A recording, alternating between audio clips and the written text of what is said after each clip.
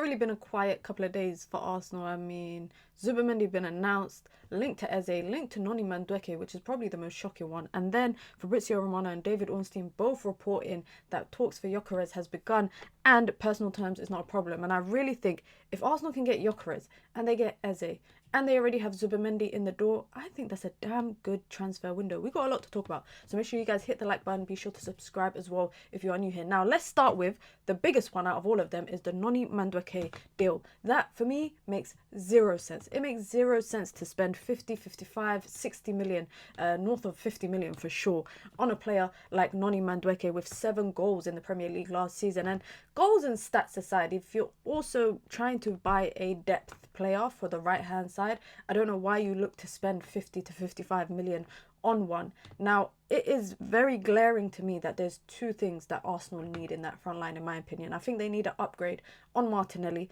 and I think they need a proper number 9. Now, they're addressing one with the appointment of Victor Gyokeres, but that left-hand side, even if they were to sign Madueke to play for depth on both the left and the right, I think you can find much better in the market and maybe just add a bit more on top of a 55 million price tag or 50 million price tag and get a much better player. Now, in my opinion, the difference between teams like Liverpool and other teams that are competing for a title next season is going out and getting the best in that position. And Liverpool did exactly that. They did exactly that with Frimpong. They did exactly that with Gyokeres. They did exactly that with Florian Wirtz. And I think if Arsenal want to compete with Manchester City and Liverpool in the next Premier League season and not just be in and around that title race but genuinely be a legit contender, they have to go out and buy players that are the best in their positions. And Noni Madueke is not the best in his position. He ain't even the best in his position at Chelsea, let alone in the Premier League or in Europe. So for that point,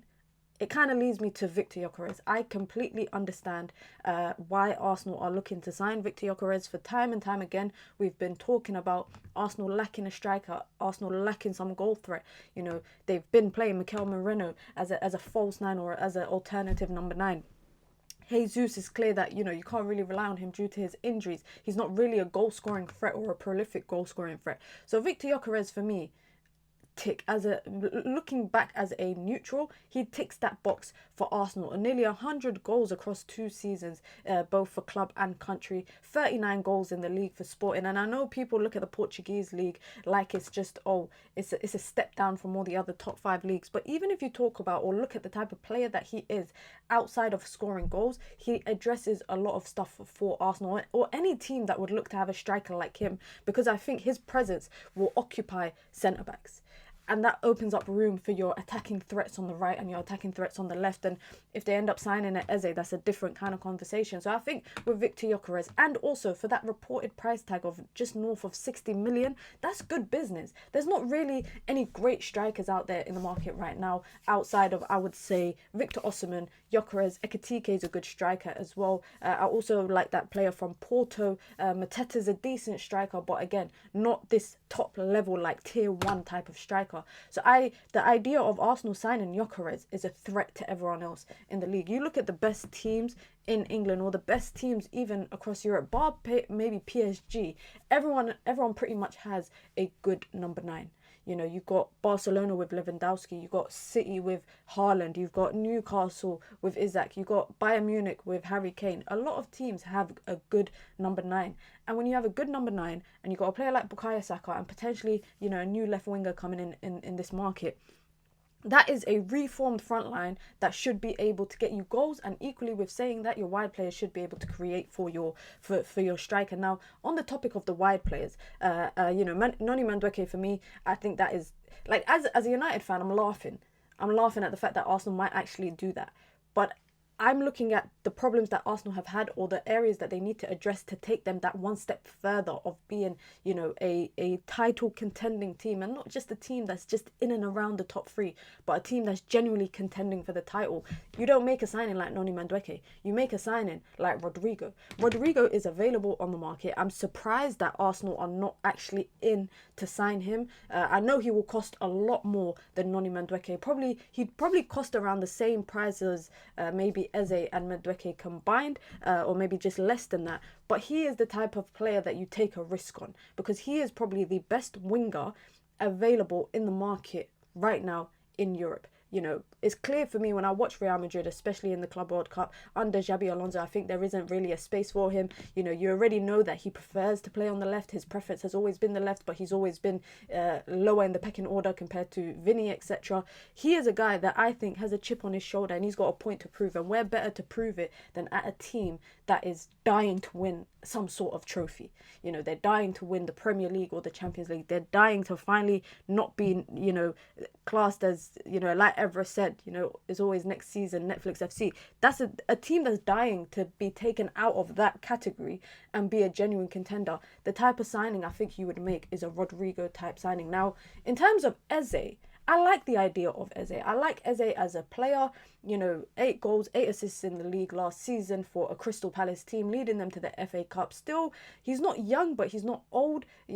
26 years old. It's crazy to think actually that Eze and Victor Osimhen are practically the same age, because in my head it always feels like Eze is still young. But just on Eze, I like Eze as a player. I think he's the creative outlet that I think he'd be an upgrade on the creative outlet that Arsenal have on Odegaard right now, if I'm being totally honest. I feel like against low block teams, he would be able to be a big solution. I also think he doesn't overcomplicate his game a lot. When I watch Odegaard, sometimes I feel like he overcomplicates it with the unnecessary touches, unnecessary passes that he makes. I think he'd be an upgrade on Odegaard. Now, I don't know how he would fit in to the Arsenal team right now. I don't know whether he'd be playing off the left if that's the case, and if Arsenal are truly bringing in Madueke, Yokarez and Eze, it's about reportedly 50 to 55 million for Madueke, reportedly it's 60 million for Eze, reportedly it's about just under 60 million for Yokarez. Now, these are just reported numbers, but if you're taking into